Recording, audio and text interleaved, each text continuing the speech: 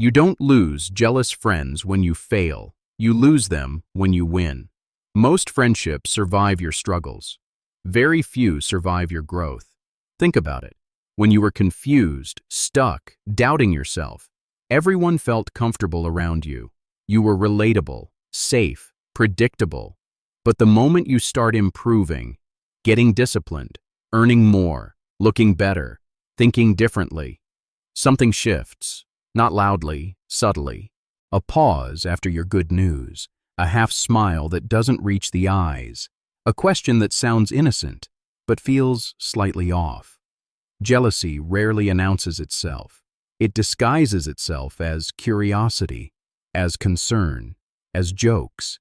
And if you don't recognize it, you'll slowly start shrinking to keep the peace. Let's break down the 3 questions that reveal it. Question number 1. So, how did you even manage to do that? On the surface, this sounds supportive, but tone reveals intent. A genuinely supportive friend says, "That's amazing. How did you do it? Teach me." A jealous friend says, "How did you even manage that?" Notice the word even. It carries disbelief. This question isn't always about your process. It's often about their internal comparison.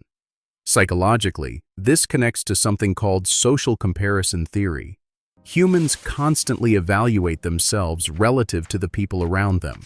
When someone close to them suddenly rises, it threatens their internal ranking.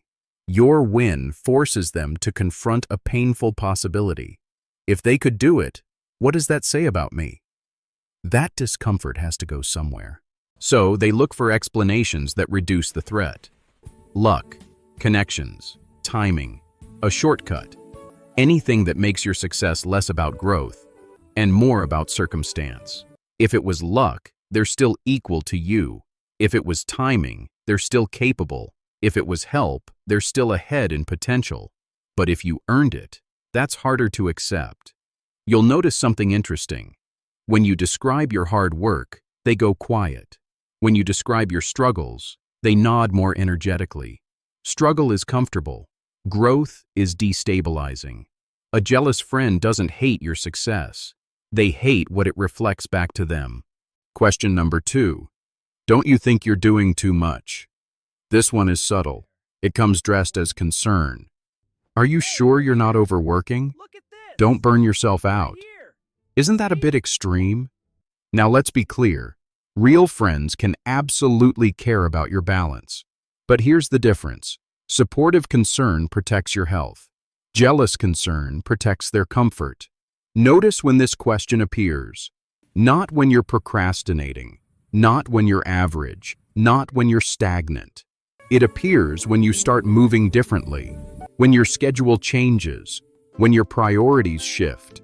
When your goals require sacrifice. Growth disrupts social equilibrium.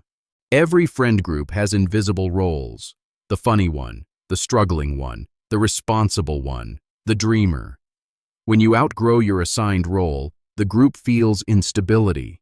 You doing too much often means you're doing more than expected, and expectation is powerful.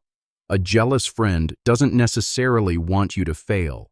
They want you to remain comparable, comfortable, close enough to compete with, but not far enough to outshine.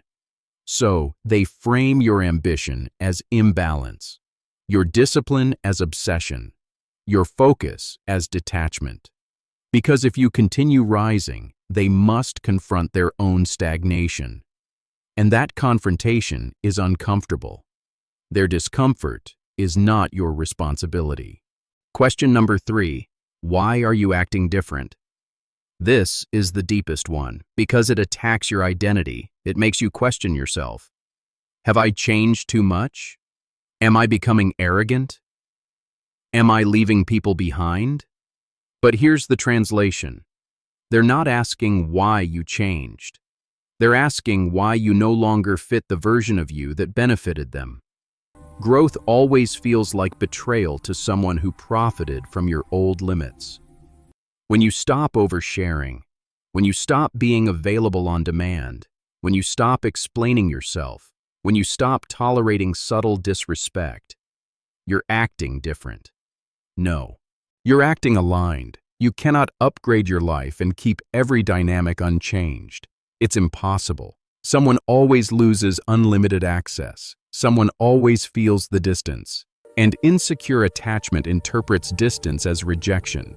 So they ask the question, hoping you'll soften, hoping you'll reassure them. I'm still the same. You're still safe. I won't outgrow you.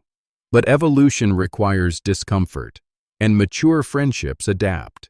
Jealous ones resist. The psychology beneath it. Jealousy is rarely about you. It's about comparison under scarcity.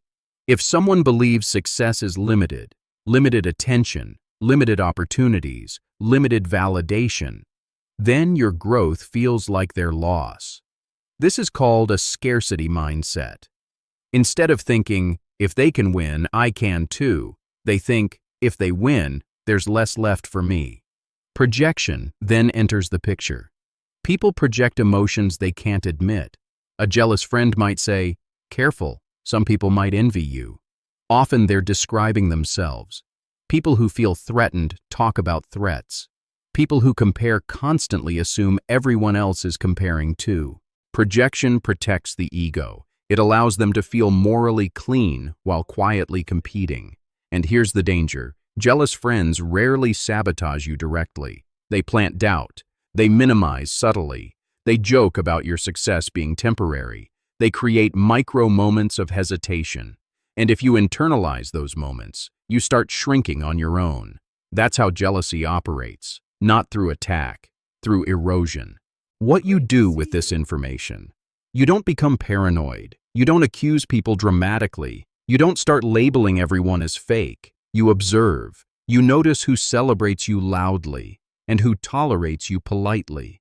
You notice who asks questions to learn and who asks questions to cope. You notice who evolves alongside you and who subtly resents the distance. And then you adjust access accordingly, not with anger, with awareness. Not everyone who claps for you wants you to rise higher. Some clap because they assume you'll stay within reach. When you go beyond reach, the clapping fades. That's not loneliness. That's elevation. The real test of friendship isn't who stands beside you when you're broken. It's who stays steady when you're becoming powerful. And here's something important. Not every jealous friend is evil. Sometimes they're insecure. Sometimes they're struggling. Sometimes your growth simply highlights their fear. But your responsibility is not to dim yourself to protect someone else's comfort. Outgrowing people isn't betrayal. It's evidence that you refused to stay small. And growth will always reveal who was attached to you and who was aligned with you. Here's something I want you to think about. When was the last time someone made you feel slightly guilty for winning? Not openly, subtly. Pay attention this week. Notice the tone behind the questions. And then ask yourself, is this curiosity or comparison? If this resonated, comment below. Growth reveals. And subscribe if you're serious about understanding human behavior at a deeper level. Because the more aware you become, the harder you are to shake. I'll see you in the next one.